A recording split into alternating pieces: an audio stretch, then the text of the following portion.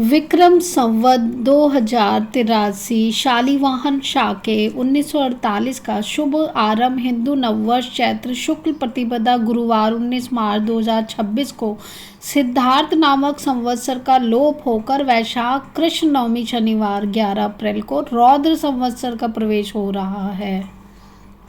साथ ही नया साल नया ग्रह मंत्रिमंडल बनेगा। गुरु बनेंगे राजा, मंगल बनेंगे मंत्री। जानते हैं देश दुनिया पर क्या असर पड़ेगा। क्या इस संवत्सर में काफ़ी नरसंहार होगा, क्योंकि लोप हो रहा है सिद्धार्थ संवत्सर और उसकी जगह रौद्र संवत्सर शुरू होगा 19 अप्रैल से। तो साल 2026 में गुरुवार से नववर्ष शुरू होने के कारण गुरु राजा और मंगल मंत्री बनेंगे। इस अनोखे ग्रह मंत्रिमंडल में धार्मिक ऊर्जा बढ़ने और राजनीतिक आर्थिक हलचल की संभावना बताई जा रही है।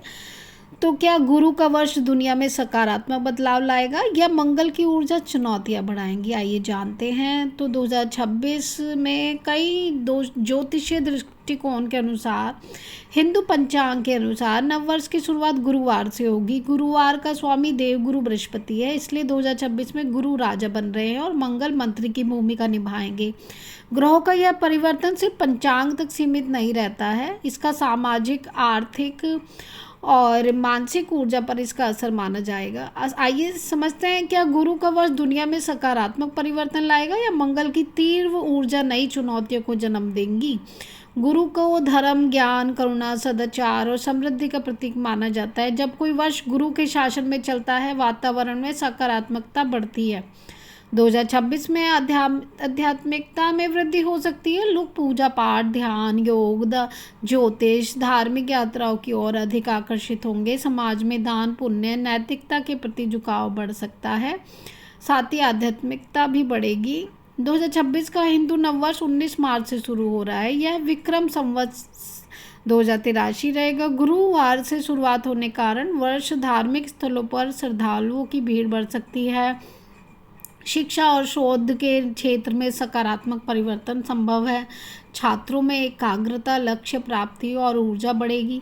नए शोध, नई खोजें, नई नीतियाँ काम अपने गति पकड़ेंगे। मंगल का मंत्री रहने से क्या प्रभाव पड़ेगा? मंगल ऊर्जा, साहस, जोश, संघर्ष, युद्ध का कारक है। जब मंगल मंत्री की भूमिका में होते हैं तो सामाजिक और राजनीतिक क्षेत्र में काफ़ी हलचल बढ़ सकती है। 2026 में देश दुनिया में कुछ क्षेत्रों में तनाव होगा, युद्ध की स्थिति बनेगी, मतभेद देखने को मिलेगा, नरसंहार की भी स्थिति बन सकती है। कानूनी विवाद, आंदोलन और सरकारों के बीच मतभेद जैसी स्थितियों के आसार बन सकते हैं। अस्त्र शस्त्र भी देखने को मिल सकते हैं, कोई भी देश चला सकता है।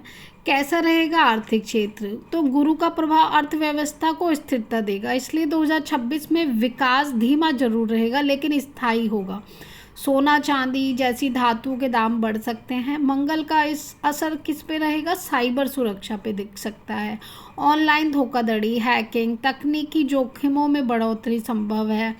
निवेश और पैतृक संपत्ति के मामलों में भी सावधानी रखने की ज़रूरत है। नए रोजगार के अवसर भी खुलेंगे, टेक्नोलॉजी में भी आगे बढ़ेंगे। 2026 में ये किसके लिए खास होगा? तो गुरु का राजा बनना इन लोगों के लिए विशेष रूप से शुभ रहने वाला है, जैसे कि स्टूडेंट हो गए, टीचर, अध्यापक, शोधकर्ता, आध्यात्मिक साधक, गुरु, धर्म और सेवा से जुड़े लोग, शिक्षा और ज्ञान के क्षेत्र में कार्य करने वाले व्यक्ति, डॉक्टर, इन क्षेत्रों में उपलब्धि और प्रगति की संभावनाएं अधिक बढ़ेंगी।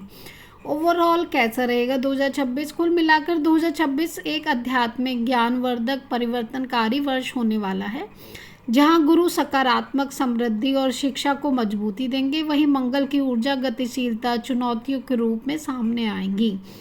यहीं पे स्थिति बहुत भयानक भी हो सकती है, युद्ध की स्थिति भी बन सकती है, पर गुरु कहीं ना कहीं संतुलन बनाने का काम करेंगे।